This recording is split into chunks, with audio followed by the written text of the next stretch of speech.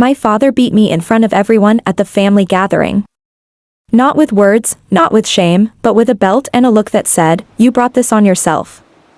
I had merely stated, "No, I won't wash the underwear of my brother. No, I won't clean up his dirty plates after his midnight snacks. No, I won't be the maid they raised me to be." "You're a girl," my mother snapped. "You serve him. He's a boy. He deserves better." That moment should have broken me. It failed. It completed something I'd been building in silence for years. They thought the pain would bring me back in line. They didn't know it was the last time they'd ever touch me, order me, or use me. I left that night. But I didn't just walk away. I dismantled them without a scream, without a scandal, just silence and precision. Our house was once praised as flawless. The lawn was trimmed. The windows sparkled. The shirts of my brother were always clean. My father's coffee was always hot. They assumed it was my mother's doing. They never gave me a look. I was the system. No one saw the unseen hands behind every chore, every meal, every list taped to the fridge. From the time I was 8, I learned that usefulness was the only currency that mattered. Not love, not respect, usefulness. My name is Hannah Whitmore. And for most of my life, I was my family's shadow. Caleb, my brother, never did anything.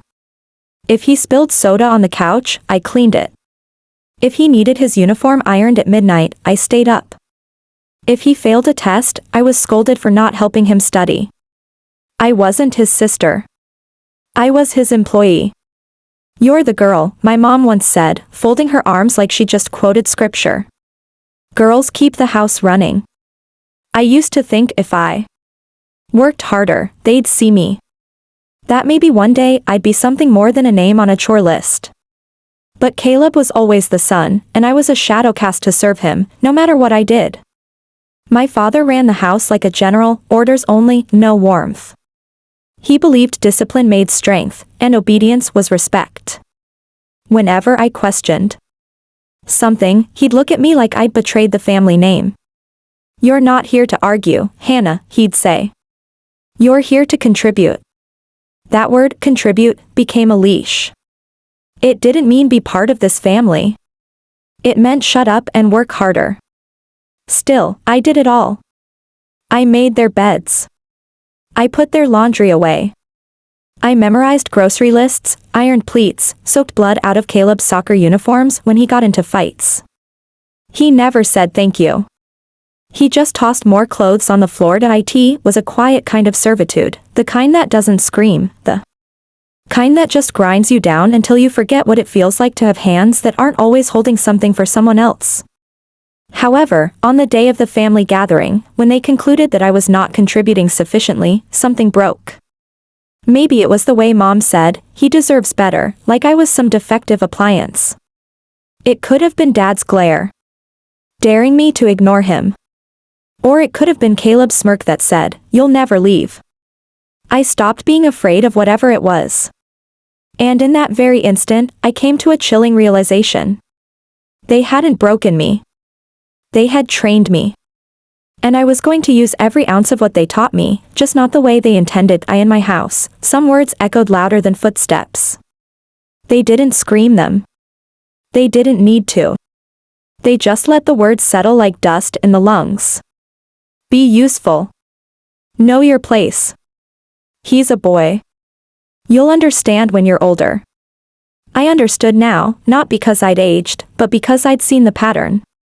Gender wasn't a factor. It was about control, about shaping me into something that made their lives easier, quieter. Every time I stood up for myself, they'd flip the script. "Don't be dramatic. You're just trying to start trouble." No one will ever put up with that attitude in the real world. They didn't raise me to be loved. They raised me to be palatable. To be a girl who smiled through chores, folded emotions like towels, and accepted orders like oxygen. But while they hurled commands, I started keeping score. At first, it was small, my grocery lists, Caleb's laundry cycles, and the exact time I had to set my alarms so Dad's coffee would be ready at 6 a.m. were all written down in a notebook I kept hidden in my backpack. Then I added more, times I was blamed for Caleb's mess, times I was told to be quiet when I cried, and other times I ate leftovers while he got the hot meal. It wasn't just a list.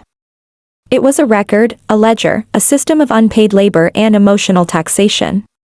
And the more I wrote, the more I realized how much of my life had been stripped down to transactions. Affection was conditional. Expectations were infinite, while praise was uncommon. You're lucky we don't charge you rent. You think anyone else would tolerate your mouth? We feed you. That's love. But it wasn't love. Love doesn't come with receipts there. Hierarchy became more apparent as they spoke more. Caleb was the crown. Dad was the judge. Mom was the enforcer. And I was the system, the hands, the silence. They thought their words would keep me tethered, that they'd worn me down to routine. But those words did something else entirely. They crystallized my resolve because every "you're just a girl" reminded me of what I wasn't allowed to become. I learned how to work quietly, which would soon become my greatest weapon, by doing everything without complaining.